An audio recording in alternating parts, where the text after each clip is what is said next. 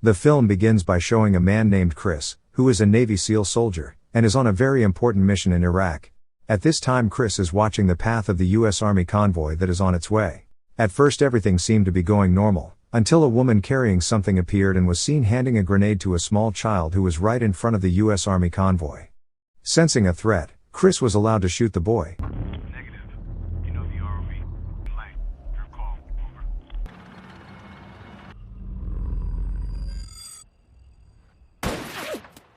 The scene also switches to Chris's childhood, and it is seen that Chris is hunting in the forest with his father, which if since childhood, Chris is already an expert in using snipers. So this of course makes the father feel proud. At lunchtime, his father taught Chris and his younger brother Jeff his version of the principles of life. In fact, there are 3 kinds of people in the world, namely sheep, wolves, and sheepdogs. Sheep are the weakest and cannot protect themselves, so there are wolves who are there to prey on the weak, and the shepherd dog is an example of an animal that is able to protect its flock. Which means, the father asked his 2 children to become shepherd dogs to protect his family from bad people. But we protect our own. Then a few years passed, and now Chris had grown up and worked as a rodeo cowboy. And to this day Chris still always sticks to his father's principles and never forgets his words. One time Chris came home to his girlfriend Sarah, but Chris found out that Sarah was with another man. Then this made Chris angry and punched the man in the face. At the same time Chris also told Sarah to go with the man, so this of course made Sarah also angry. Get out. To calm his heart, Chris also invited Jeff to accompany him for a moment, but at that time Chris saw news about explosions that occurred in various US embassies in various parts of the world. Hundreds of injured and dead Americans made Chris feel like he was calling for something. Then the next day, Chris went to apply to the armed forces, and he was directed to join the Navy SEAL. Without thinking, Chris joined the Navy SEALs and took a series of tests. Then Chris, who was proficient in shooting, was immediately placed in the position of a sniper, and after months of extreme training Chris had gone through, now he has finally passed the exam and officially become a member of the Navy SEALs. This is where the fun stops, guys! Who y'all know structural? Oh, y'all know structural! Shit, yo! One night, Chris was enjoying the night at a bar, which at that time he met a beautiful woman named Taya. With his good looks and cockiness, Chris immediately invited Taya to end the night together in bed. So over time, they were fooling each other and planning to go to the next level. But when they got married, Chris and the other Navy SEALs was told that they would soon be deployed to Iraq, and of course Taya as a wife was worried about her husband for fear of becoming a widow. But Chris assured that he promised to come back after 6 months, as long as Taya promised not to cry. Be 6 weeks. In his first tour, Chris was immediately assigned to a city in Iraq, where Chris's job was to protect the first team that would evacuate the city to find terrorists. Then we will be brought back to the initial scene when Chris is ready to shoot the little boy. Turns out Chris made up his mind by shooting and dropping him. Not only that, the woman who gave the little boy a grenade immediately rushed at him and tried to continue his task. But Chris swiftly shot right in the chest, so the grenade failed to hit the convoy.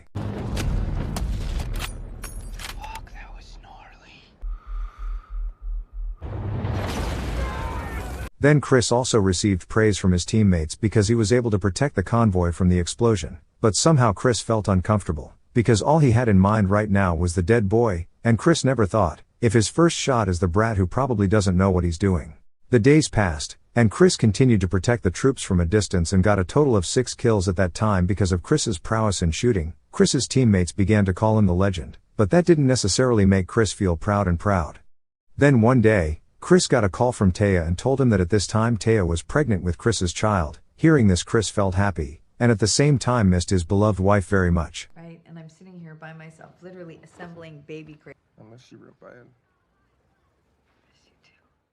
The next day, Chris and his team held a meeting to discuss an Al-Qaeda leader named Zarqawi who was their main target. On the same day Chris's team resumed searching from house to house, while Chris was only tasked with covering them from afar. Until one day Chris saw a soldier shot, so this made Chris decide to go down and join the search team. In their search they find a sheik with his family living in one of the houses that should be empty. The sheik claims that they have nowhere else to go, but the sheik asks for help. That Navy SEAL saves him and his family from someone with the nickname the Bukthar, who is Zarqawi's right hand. And if they want to find Zarqawi, then they must first find where the butcher is. The next day, a military vehicle moved out to enter the conflict area. On the way, Taya had called Chris and told him that the results of the ultrasound showed that they were going to have a boy. Hearing this, of course Chris was very happy, but at the same time there was a shot that killed the driver. Then we will be introduced to a man named Mustafa who is a sniper who is on the opposing side. And Mustafa's own background is an Olympic gold medalist who is well known for being able to shoot from an almost impossible angle. Baby.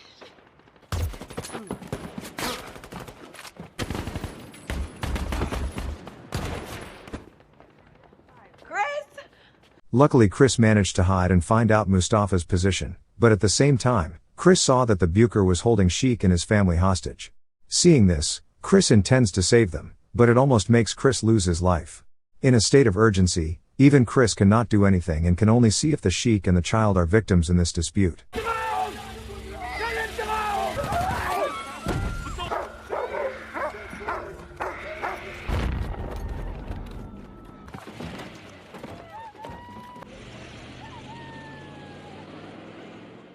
A few days later, Chris and his team have now returned to America, which one Taya was very happy to see her husband was still alive after the incident. However, after living together for a few days, Taya begins to realize that Chris now looks different after the war. Which one Chris turns into a gloomy man and often complains about everything and forgets to enjoy his life. So at this point we know, if the things that Chris saw and experienced in Iraq, have now changed Chris's perspective and changed his personality. Even when Taya gave birth to a son, it didn't necessarily change Chris to be normal, so Taya tried to discuss with Chris about his feelings and experiences. But Chris refuses and claims that he doesn't want to talk about this. At the same time, Chris was informed that he would return to Iraq, so it was with a heavy heart that Taya could not help but let Chris go. En route, they are told that their mission is to hunt down the butcher and Chris has the honor of leading the team on this mission. However, Chris must now be careful, because now his head has been priced by the enemy, who is angry because he has killed many of their people. During the second tour, they found and interrogated a man who claimed to know nothing about terrorists, but Chris saw a mark on his elbow that looked like a war wound. Feeling suspicious, Chris searched around his room and found a lot of heavy weapons that were deliberately hidden.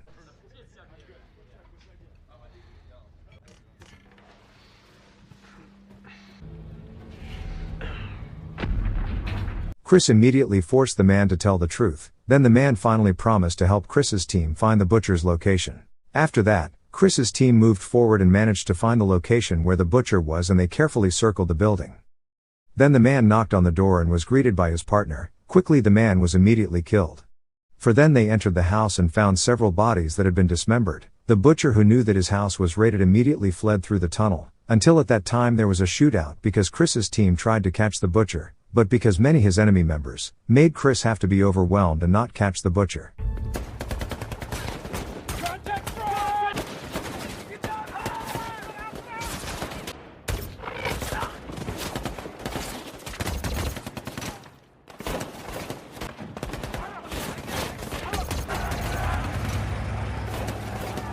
In the following scene, we will see when Chris returns to America, and his first child has now grown up, then Taya has just given birth to their second child, which this time is a daughter. Chris, who wanted to see the condition of his daughter, went to the incubator room and saw if the nurse was caring for another child while his daughter was crying. And because of Chris's mental condition, which is starting to get worse because he has just returned from the war, made Chris, who lost his mind, shouted at the nurse so that the nurse was shocked.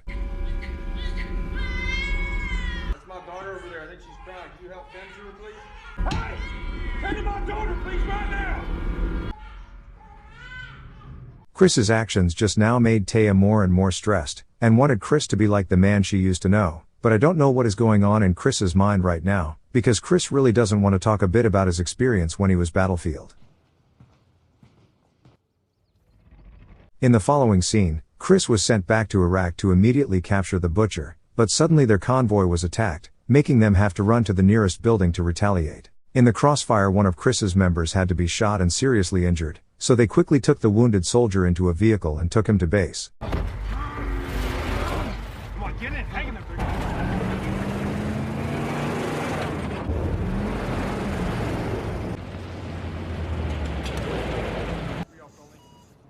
more blood?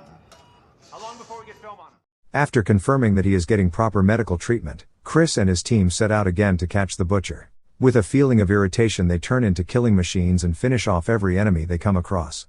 Until at one point, they stopped at a house that looked suspicious, but unexpectedly, Chris and his team had to be surrounded, which again, one of Chris's members had to be the victim and died in the incident. After the aftermath of the incident, Chris was returned to America and had time to attend his colleague's funeral. Aim! Fire! After the funeral, Chris decided to came back for revenge because he couldn't let all of his friends' sacrifice go to waste. While on a mission, Chris sees a man with an RPG and prepares to attack the convoy. To protect his team, Chris shoots the man, but Chris sees a child trying to take the RPG. So like it or not, Chris intends to shoot the little boy if it is necessary, but fortunately the little boy doesn't use RPGs because he prefers to run away. Fucking crap. Upon returning to the base, Chris and his team are informed that the government is trying to build a wall around the city. But it was reported that there had been a shooting there, which it is estimated they were fired at from about 1,000 yards, so that makes Chris sure, if the perpetrator must be Mustafa. Therefore Chris's team was asked to kill the sniper at any cost, and despite the weather forecast if a sandstorm would come, Chris and his team still protected the troops that were currently building wall.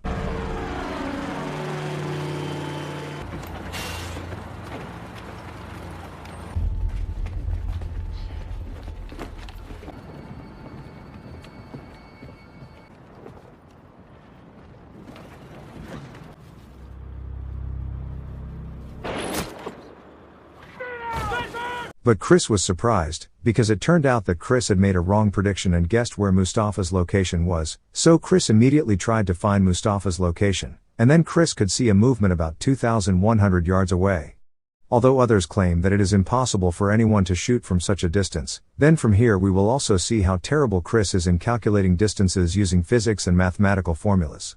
As a result, after finishing counting, Chris finally pulled the trigger and managed to overthrow Mustafa.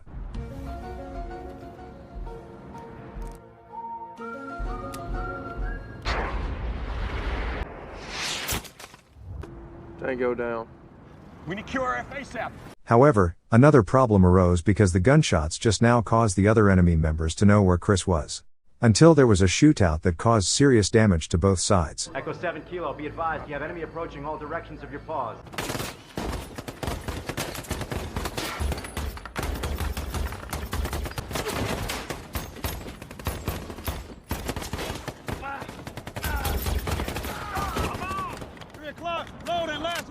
Due to being outnumbered, of course this made Chris's team cornered and became an easy target by the enemy, plus the situation was getting more tense, when a sandstorm wave was walking towards them.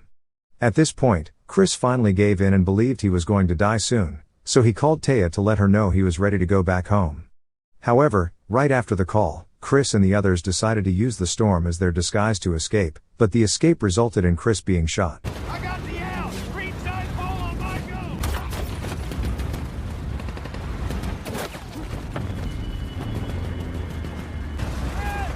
Press them on. Suddenly the scene changes and shows Chris relaxing in a bar. After the war made Chris's situation even worse because Chris had to suffer from PTSD, so that every time Chris heard any loud sound, it would make Chris scared. Taya also tries to help Chris and takes him to a psychiatrist, and Chris also joins a war veterans group so that they can share experiences with each other. Over time, Chris's condition began to improve and he was able to live life freely even though he could not return to his young and cheerful self. Until on February 2, 2013, a troubled young ex-Marine came to see him. Then Chris told his wife that he would be back in the evening, but in fact, Chris never came back. Because according to the news, Chris was found dead by a former Marine who Chris met at that time. In the last scene, we will be shown how Kai's funeral process is in the real world, and closes with Taya delivering a speech to commemorate her husband's silence.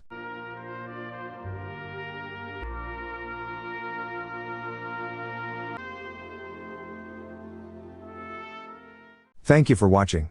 Subscribe to watch more videos like this. Leave a like and turn on notifications, it really helps the channel out. See you in the next video.